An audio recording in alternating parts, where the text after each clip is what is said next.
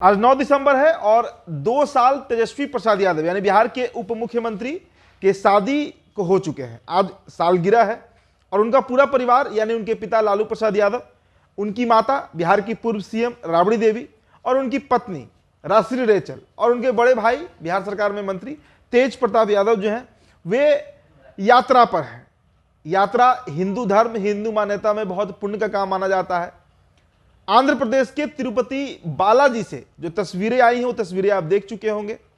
दोनों भाई यानी तेजस्वी यादव और तेज प्रताप यादव अपना सर का मुंडन करवाते हैं, चूंकि आस्था जो वहां पर होता है तिरुपति बालाजी में, वहां पर सबसे बड़ा जो चढ़ावा माना जाता है वो अपना जो सर का बाल है वो वहां पे दान किया जाता है।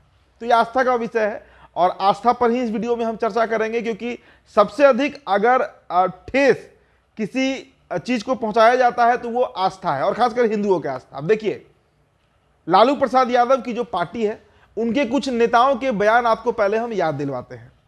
आपको याद होगा पिछले साल से डॉक्टर चंद्रशेखर यादव जो कि शिक्षा मंत्री हैं बिहार के, आज भी वो मंत्री हैं, वे रामायण पर लगातार बोले हैं और एक अभियान था उन्होंने छेड़ दिया रामायण को नफरती ग्रंथ साबित करने के लिए।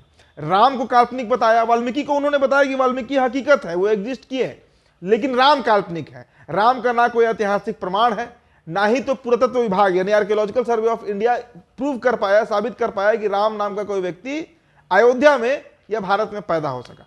इसको लेकर एक पूरा अभियान उन्होंने छेड़ रखा है। हालांकि इन दिनों चुप है, कुछ बोल नहीं रहे हैं, लेकिन मौका जब मिलता है तो इस पर बोल देते हैं। इनके अलावा यही पार्टी राष्ट्रीय जनता दल के एक विधायक हैं, डेहरी ऑन सोन से विधायक है फतेह बहादुर सिंह कुशवाहा। अभी कुछ ही दिन पहले नवरात्र खत्म हुआ है और नवरात्र के दौरान उन्होंने मां दुर्गा को काल्पनिक बता दिया और ब्राह्मणों के ऊपर जितना अनाप शनाप बात वो कह सकते थे उन्होंने कह दिया।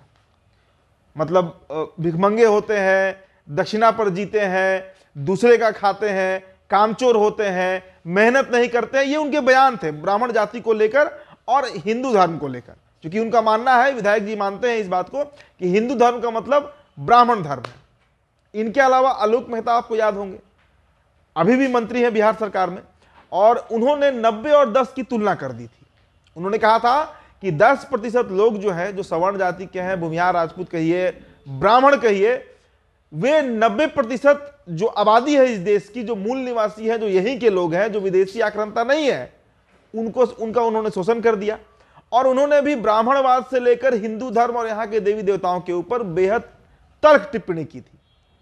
लेकिन मजे की बात यह है कि जो लालू प्रसाद यादव कभी मैहर जा रहे हैं, कभी थावे जा रहे हैं, कभी बाबा हरिहरनाथ जा रहे हैं और अब वो तिरुपति बालाजी जा रहे हैं। सिद्धिविनायक भी गए थे, जब मुंबई गए थे यही इंडिया अलायंस की बैठक में, तो वे वहां पर सिद्धिविनायक के मंदिर भी जाते हैं।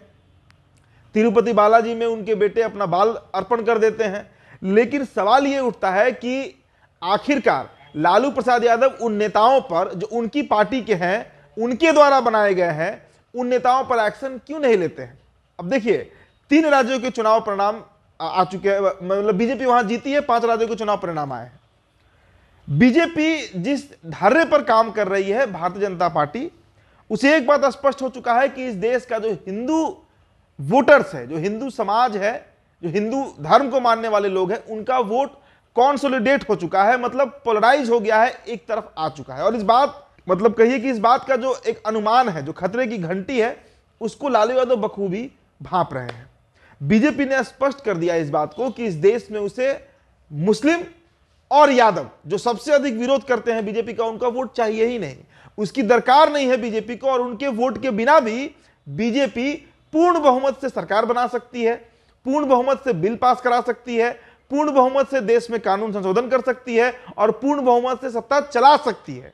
इस बात को बीजेपी ने कई बार देश के पटल पर साबित किया है। अब इस बात का आप असर समझिए कि इसका दूरगामी परिणाम क्या हो सकता है। 2019 का लोकसभा चुनाव पहले आपको हम याद दिलाते हैं। उसके पहले आप 2014 के पहले जरा चले तो मनमोहन सिंह ने एक बयान दिया था जी। उन्होंने कहा था कि देश का जो बजट आता है या देश का जो संसाधन है, उसमें जो प्रायोरिटी दिया जाना चाहिए, उस पर जो पहला हक है बजट पर या देश के संसाधन पर, वो मुसलमानों का है। उनका यह बयान है, देश के भूतपूर्व प्रधानमंत्री मनमोहन सिंह का। और उसके बाद से ही बीजेपी ने उस बयान को इतने मजबूती से उठाया कि 2014 में बीजेपी को पूर्ण बहुमत आई।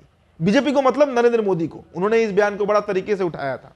और 2019 में जब उनका बहुमत बढ़ गया, मतलब सरकार तो बनी ही, लेकिन 282 से आंकड़ा जब 303 पर पहुंचा, तो राहुल गांधी शायद इस बात को रियलाइज किए, या यूं कहिए कि राहुल गांधी के जो अगल बगल के लोग हैं उनको यह बात समझ में आ गया कि अब सिर्फ मुस्लिम अपीजमेंट से, मतलब मुस्लिम तुष्टीकरण से इस देश में सरकार नहीं बन सकती है। और शायद यही इसी का कारण रहा होगा कि राहुल गांधी शर्ट के ऊपर, कभी कुर्ते के ऊपर, कभी टी शर्ट के ऊपर जनेऊ पहन रहे थे, त्रिपुंड लगा रहे थे, माला पहन रहे थे। लेकिन इतना होने के बावजूद 3 राज्य उनको हार गए, मतलब 3 राज्य राहुल गांधी जो है वो हार गए हैं। शायद राहुल गांधी को इस बात का अनुमान नहीं है कि वो जिस व्यक्ति से लड़ रहे हैं, यानी नरेंद्र मोदी, आप कहिए योगी आदित्यनाथ, अभी जो आए हैं महंत योगी जो है राजस्थान में, राहुल गांधी इस बात को शायद रियलाइज नहीं कर पा रहे हैं, समझ नहीं पा रहे हैं कि वो जिन व्यक्तियों से लड़ रहे हैं वो चलते फिरते हिंदुत्व के सिंबल हैं। मतलब पूरे देह में अगर भभूत लपेट कर नरेंद्र मोदी बैठे हुए हैं, योगी आदित्यनाथ बैठे हुए हैं, तो उस पर जनता विश्वास करेगी, ना कि उस व्यक्ति पर जो शर्ट और टी शर्ट के ऊपर जनेऊ पहन रहा है और ब्राह्मण बनने का आप कहिए कि कोशिश कर रहा है। मैं ये नहीं कहूंगा कि राहुल गांधी किस जाति से आते हैं, किस समुदाय से, किस धर्म से आते हैं। हालांकि पंडित जवाहरलाल नेहरू जो है वो ब्राह्मण थे, इस बात में कहीं कोई संशय नहीं है, लेकिन राहुल गांधी के जाति धर्म को लेकर थोड़ा विवाद होता है।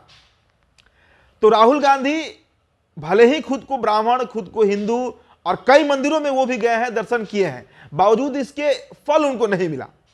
मतलब भगवान को छोड़िए, जनता उनको फल नहीं दे रही है इस बात का कि वे हिंदू की पॉलिटिक्स कर रहे हैं। तो इस बात का अनुमान, इस बात का एक जो एस्टिमेशन होता है वो शायद लालू प्रसाद यादव को लग गया है। और यही कारण है कि बीते अगर 2-2.5 महीने के गतिविधि को देखे, बिहार की राजनीति में लालू प्रसाद यादव के चाल चलन ढाल को देखे, तो ये बात स्पष्ट तौर से समझना होगा कि लालू प्रसाद यादव धार्मिक हो ना हो, धार्मिक मतलब बनने का कोशिश जरूर कर रहे हैं। हालांकि देखिए, लालू प्रसाद यादव के आस्था पर, उनके धर्म पर, उनके परिवार की आस्था और धर्म पर हम सवाल नहीं उठा रहे हैं। जब नरेंद्र मोदी नहीं थे तब भी उनका परिवार छठ करता था, जन्माष्टमी मनाता था, और सभी पर्व त्योहार को जो हिंदू समाज मनाता है उसे बड़ा रीति रिवाज से मनाते आया है। लेकिन मंदिर का जो दौरा है, ये एक नया प्रकरण उस परिवार में जरूर दिख रहा है। मतलब 90 के दौर में यही लालू प्रसाद यादव थे जिन्होंने राम मंदिर के खिलाफ एल के आडवाणी का गिरफ्तारी करा दिया था भागलपुर में। यही लालू प्रसाद यादव थे जो कभी भी सार्वजनिक तरीके से पटना के हनुमान मंदिर भी नहीं गए होंगे जब उनकी सरकार थी, या जब वो रेल मंत्री थे मनमोहन सिंह के टेन्योर में। लेकिन आज के डेट में अगर देखिए, आज की तारीख में अगर इस बात को हम देखें, तो बीते 2-2.5-3 महीने से लालू प्रसाद यादव जो है और उनका पूरा परिवार, तेजस्वी यादव भी गोपालगंज आते हैं तो थामे माँ का मंदिर जरूर जाते हैं, दर्शन करते हैं, आरती करते हैं, वहां पर भोग लगाते हैं और उस प्रसाद को ग्रहण करते हैं। तेज प्रताप यादव तो धार्मिक है ही, उनके ऊपर तो कोई सवाल हम उठा नहीं रहे। तो लालू प्रसाद यादव हो या तेजस्वी यादव हो, आखिर इतने मंदिर का भ्रमण क्यों कर रहे हैं? क्यों महाराष्ट्र जाकर सिद्धिविनायक जाते हैं? क्यों भोपाल जाते हैं तो मैहर, मतलब मध्य प्रदेश जाते हैं तो मैहर मैया के दर्शन करते हैं? हाजीपुर जाते हैं तो हरिहरनाथ धाम जाते हैं? कहीं भी जाएं, किसी भी जगह पर जाएं तो वहां के बड़े होटल में जाए ना जाए, जो घूमने के लायक जगह है वहां पर जाए ना जाए, लेकिन मंदिर और मठ का दर्शन, पूजा पाठ, अर्चना जरूर कर रहे हैं। तो ये बात इस देश के अन्य नेताओं को भी समझना होगा। समय की ये मांग है कि जो हिंदू वोट कंसोलिडेट हुआ है, जो कभी सवर्ण अलग था, ओबीसी अलग था, ईबीसी अलग था, अनुसूचित जाति अनुसूचित जनजाति अलग था, वो सब के सब वोट एक साथ आज बीजेपी के साथ आ चुके हैं। हिंदुत्व के नाम पर, राष्ट्रवाद के नाम पे, सनातनवाद के नाम पे। इस बात को शायद सबसे पहले इस देश में अगर कोई समझा तो वो राहुल गांधी थे।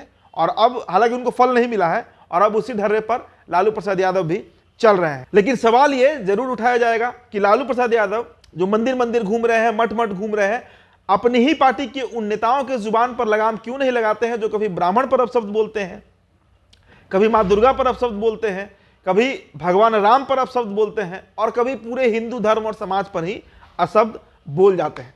तो फिलहाल इस चर्चा में इतना ही। मेरा नाम उदित तारन था, द बिहार टॉपर वीडियो आप देख रहे थे। आपकी जो प्रतिक्रिया होगी हमारे कमेंट बॉक्स में आप देते जाइएगा। बहुत बहुत शुक्रिया।